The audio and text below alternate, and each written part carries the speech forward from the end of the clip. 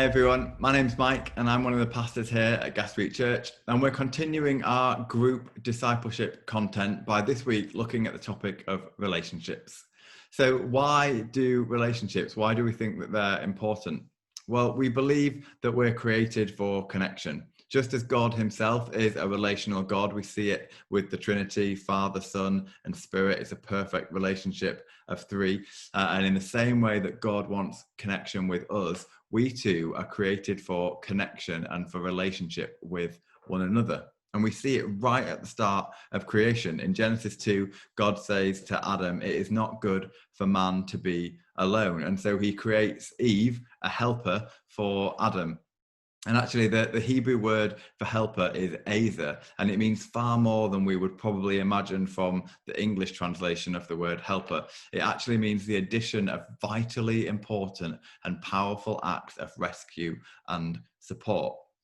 And so I know that that's in the context of marriage between Adam and Eve, but the concept is the same regardless of marriage. We all need all manner of relationships. We should not be alone. As far as God is concerned, relationships are vitally and powerfully important for our survival and for our spiritual health. And it's not surprising, because when you look at the national statistics of loneliness and what that does to people, it's quite shocking. In fact, 65% of suicides are said to be related to loneliness. So we're created for connection with each other, with other people. It's vitally important for who we are. And so what does that connection even look like? What are we hoping for when we look to gain connection with others? Well, it's helpful to remember also that we're created for unique unity.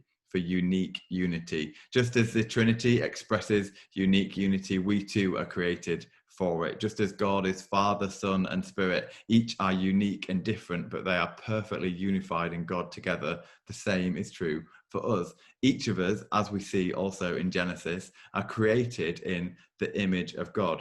We are each created with equal value, yet with a unique contribution to bring at the same time. No matter your background, your experience, your gender, your race, your nationality, we all have equal value of being made in God's image. And yet, while we're all made in God's image, at the same time, each one of us is unique. We're all different. We all have a unique contribution to bring. And in Acts 2, we see this this unique unity working out perfectly. And I'm just going to read for us from verses 42 to 44. And it says this, under the heading, the fellowship of believers. They devoted themselves to the apostles' teaching and to fellowship, to the breaking of bread and to prayer. Everyone was filled with awe, and many wonders and miraculous signs were done by the apostles. All the believers were together and had everything in common. Selling their possessions and goods, they gave to everyone as he had a need. Every day they continued to meet together in the temple. They broke bread in their homes and ate together with glad and sincere hearts, praising God and enjoying the favor of all the people. And I just love this. I love that we see this community together, sharing everything that they had, learning from one another, living together, loving together, learning together. And that won't have been easy. You know, can you imagine all the differences in the rooms, all the difference of opinions, all the different backgrounds that will have been present there of these people from all over who'd come together to worship God? But what we see is a learning and a sharing. They learn from those who are different from them. You know, outside of lockdown, every week I go down to Oxford, to theology college, and I'm surrounded by people who are very different from me. And that's a challenge, because I see things that I don't necessarily agree with or that I don't like, but then I also see things that I can learn from and that I love and that I want to grow in. And so it's a great place for me to grow as an individual while I'm around other people that are different from who I am. It's not always easy, but it's a great place to be. You know, I see the outworking of Proverbs 27:17 when I'm there. Iron sharpens iron. As I'm around other people that are the same as me, but also different to me, then I change and I grow and I'm better for it. We also see in this passage them sharing all that they have. You know, relationships allow this beautiful coming together of all of the gifts and ideas and assets and skills and talents that everybody has, and everything is richer for when we come together in relationship and share all that we've been created to contribute, because we're uniquely made to do so.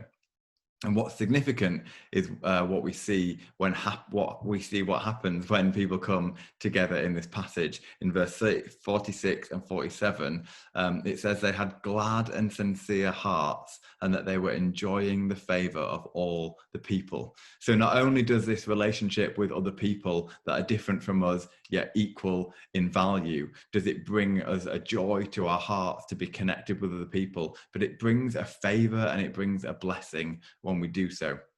When we come together as humanity and value and celebrate all of our differences, something beautiful and powerful happens.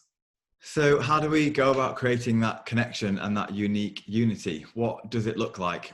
Well, just as we are created for connection and created for unique unity, we're also created for vulnerability. And vulnerability is one of many things that we could look at that build relationships. But in my book, it's one of the most important things, which is why I just want to focus on it for a little bit today. So just as God is a God of relational connection and unique unity, God is also marked by vulnerability. Jesus experienced the ultimate vulnerability by dying on a cross so that he could make a way for us to be reconciled to God and to each other for the purpose of relationships. And so what does that look like for us? Well, in Luke 22, we see a pretty good example of this. In verse 15, Jesus says to his disciples just before going ahead and being crucified, when they have the Passover together, he says, "I have eagerly desired to eat this Passover with you before I suffer." So right in the midst of pain and right before his biggest struggle, Jesus chooses community and relationship and vulnerability. We might have expected him to choose to go off in isolation and to pray alone, but he chooses relationship. More than that, he chooses to be vulnerable and real about where he is at and what's about to come, the struggle that he is about to suffer.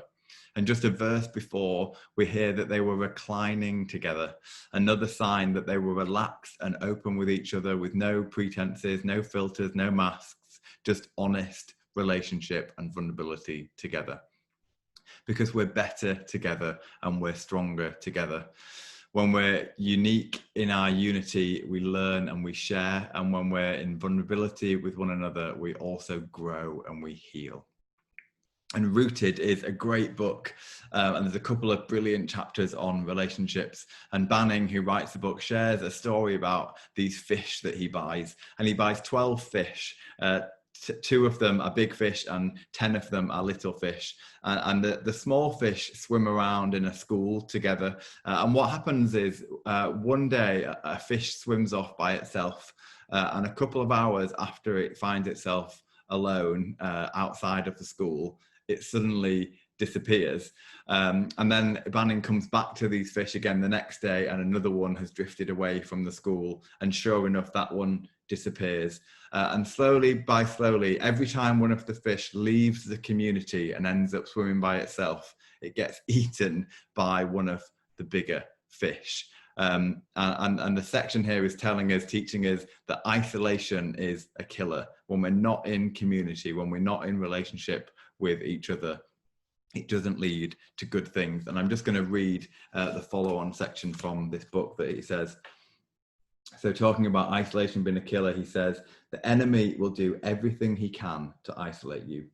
He either tries to get you so hurt or so offended that you say, 'I feel misunderstood. I don't want anybody to control my life. I want to do my own thing.' Or he tries to isolate you with some shame over an issue in your life. Wherever you find yourself hiding from people or trying to push them away, an alarm bell should go off inside that says, 'The enemy is trying to isolate me.' Then next, you should have the same response every time that alarm bell goes off. 'I'm going to talk to someone.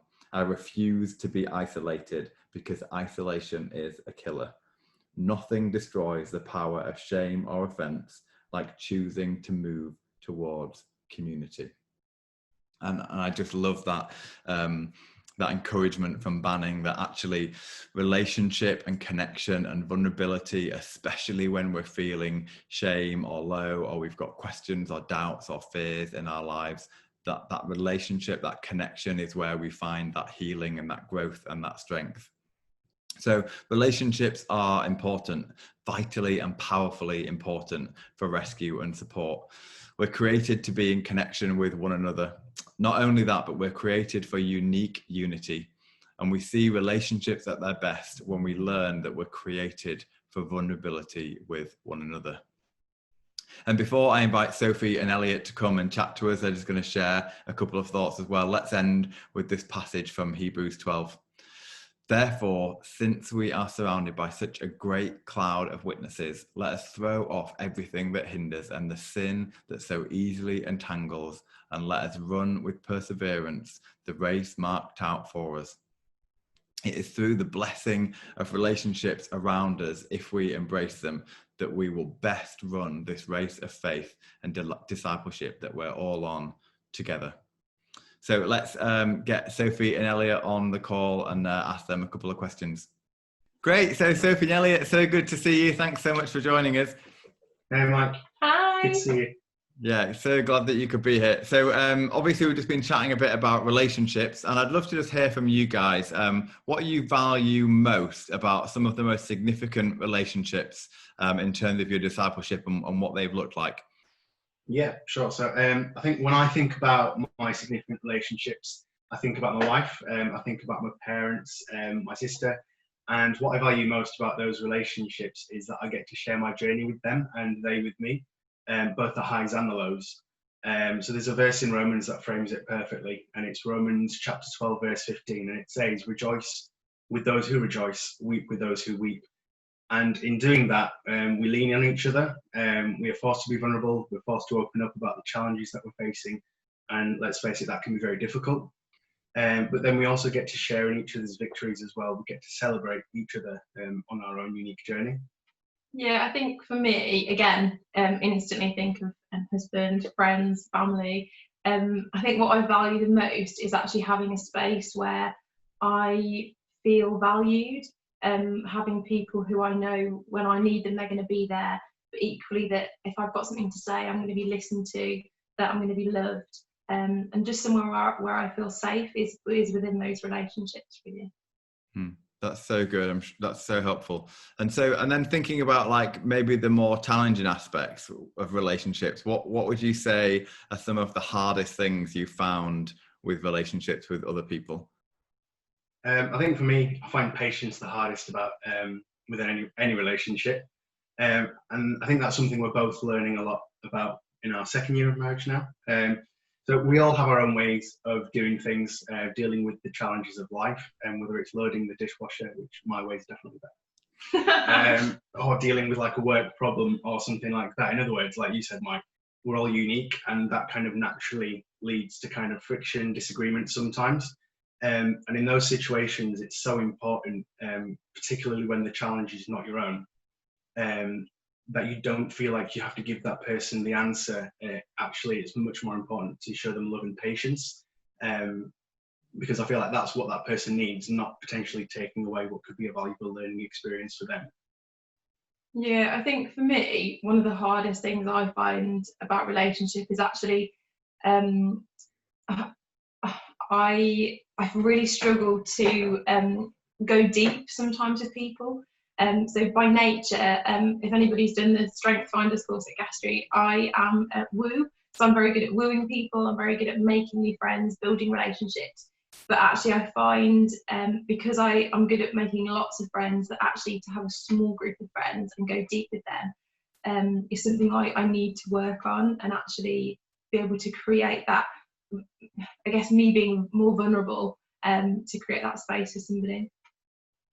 So helpful. Well, thanks so much for joining us, guys, and sharing some of your thoughts. And for those of you watching, I hope you found this helpful in terms of a springboard conversation for relationships and how they can help your discipleship. So I hope you really enjoy some discussion time now. There's some questions below the video, and there's some resources if you want to do some further reading as well. So have a great week. Lots of love. See you around soon.